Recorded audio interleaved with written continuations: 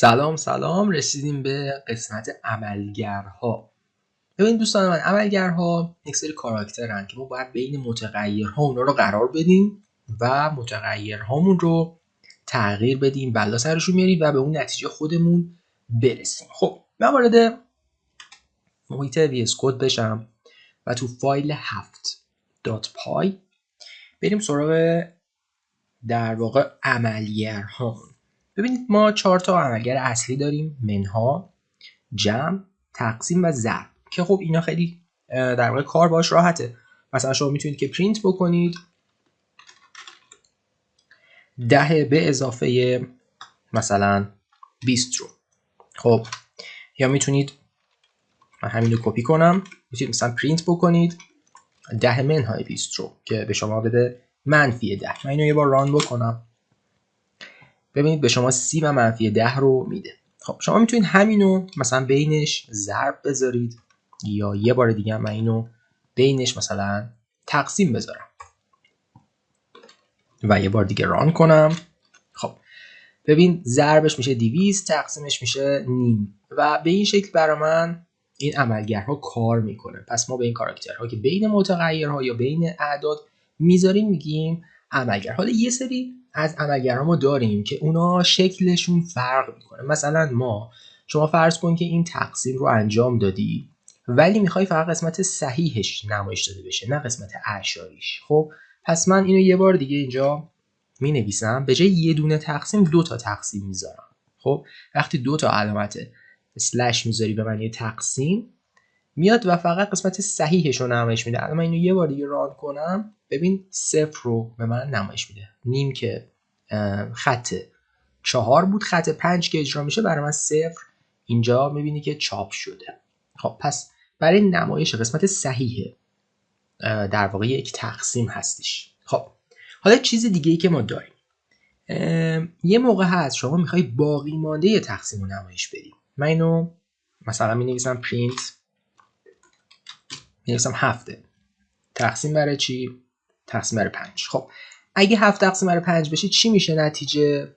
ببین 7 تقسیم برای 5، یه بار ران کنم، میشه 1 و 4. میبینی پایین میشه 1 و 4. ولی اگه من فقط بخوام باقی ماندهش رو نشون بدم، 7 تقسیم برای 5 باقی ماندهش میشه 2 دیگه. پس به جای این علامت تقسیم میام درصد استفاده میکنم. درصد یعنی میاد عدد سمت چپ تقسیم بر عدد سمت راست میکنه و باقی ماندهش رو نمایش میده و پرینت میکنه. الان من اگه اینو ران بگیرم، ببین بهم 2 رو تحویل میده و میاد یعنی 7 تقسیم بر 5 میکنه، 2 که باقی مانده میشه رو بهم نمایش میده. خب یه سری عملگرا ما داریم توی همین بحث ریاضی، مثل در واقع توان. مثلا من اینجا بنویسم پرینت و میام مثلا 2 رو به توان 3 میخوام برسونم. از 2 تا ضرب استفاده میکنم، 2 تا کاراکتر ضرب، و اینجا حالا می نویسم 3 یا 5 یا هر چیزی که دلم میخواد و اینو الان ران بگیرم، ببین بهم 32 رو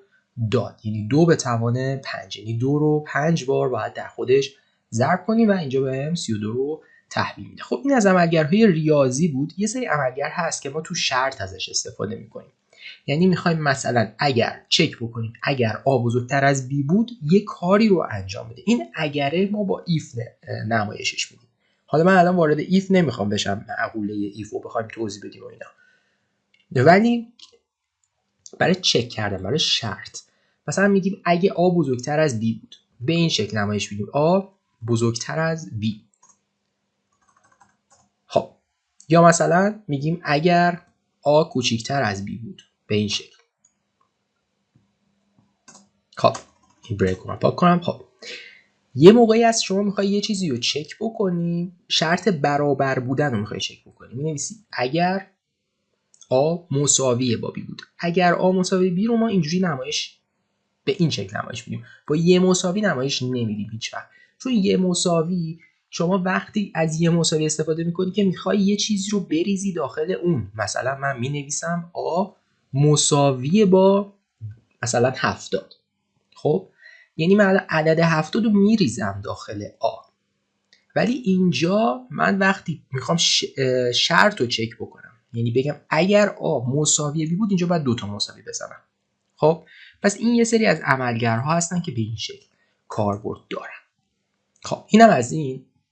حالا در ادامه ما خیلی عملگرهای دیگه باش آشنا میشیم. یک دو تا دیگه هم بگم و جلسه رو به پایان برسونیم. مثلا یه موقعی از شما میخوای چک بکنی و این رو میخوای چک بکنی که مساوی نباشه، مخالف باشه. مثلا خب مثلا اینجوری مینویسی if شد فی if آ مخالف بی. ببین وقتی میخوای مخالف بودن رو چک بکنی یه دونه کاراکتر علامت تعجب و یه کاراکتر مثبت میذاری و بعد حالا بی رو مینویسی. این به این معنی هستش که اگر آ مخالف بی باشه، اگر آ مخالف بی باشه حالا یه کاری رو انجام بده اگر مخالف بود، و اگه نبود مثلا حالا یه کار دیگه. پس با این عملگرا در واقع دوست دارم که شما آشنا بشید این جلسه و در ادامه مسیر ما از این عملگرها در جای منطقی و درستش استفاده خواهیم کرد. اینها پر استفاده ترین عملگرها بودن. بجز اینها عملگرهای دیگه هم هست بله، ولی بسیار کم استفاده تر هستند. ولی اگر که به هر حال ما نیاز داشته باشیم توی جلسات آینده سر جای خودش بهتون معرفی خواهم کرد. برای در واقع یادگیری عملگرا شما همین 11 خط براتون کفایت میکنه و جز این ما کار دیگه و پیچیده و عجیب غریب دیگه ای نداریم. حالا یه سری دیگه هم میتونه باشه مثل بزرگتر مساوی، من اونم بنویسم که این جلسه دیگه تکمیل بشه به این شکل. مثلا می‌نویسیم بزرگتر مساوی بی، یا میتونیم بنویسیم که همین رو من کپی کنم اینجا و کوچیکتر مساوی بی، به این شکل نمایش میدیم. پس همین کفایت میکنه برای اینکه شما عملگرها رو یاد بگیرید و بریم سراغ ادامه ماجرا. تا جلسه آینده، خدا نگهدار.